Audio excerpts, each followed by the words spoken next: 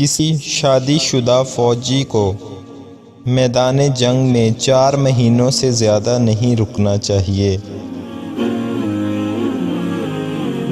سب سے بڑی مصیبت کم مال اور کثرت عیال ہے۔ ایمان کے بعد نیک بخت بیوی سے زیادہ کوئی نعمت نہیں۔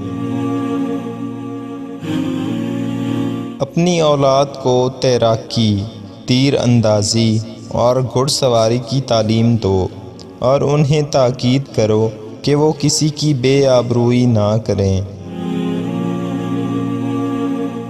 اے لوگو، اللہ کا ذکر کیا کرو کہ اس میں شفا ہے، اور لوگوں کے عیب بیان نہ کرو کہ اس میں بیماری ہے۔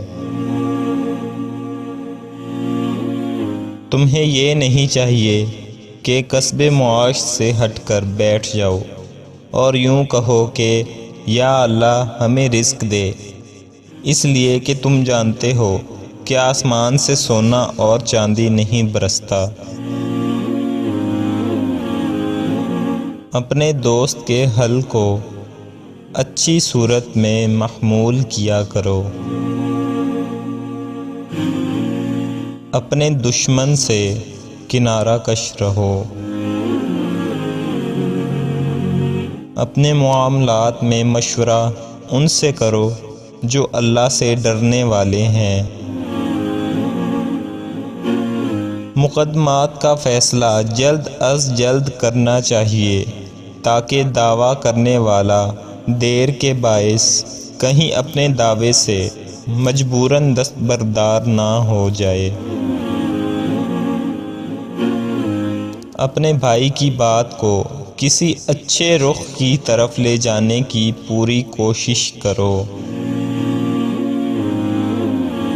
وہ مرد مسلمان کس قدر احمق ہوگا جسے دنیا فریفتہ کر لے، وہ فریب خوردہ اس سے آگے نہیں بڑھ سکتا۔ بدکاروں کے ساتھ نہ رہو ورنہ تم اس سے بدکاری سیکھ لو گے۔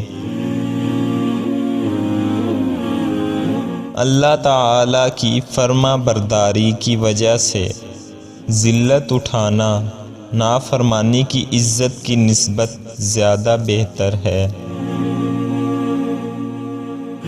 ایمان اس کا نام ہے کہ خدا واحد کو دل سے پہچانے اور زبان سے اقرار کرے اور حکم صراع پر عمل کرے۔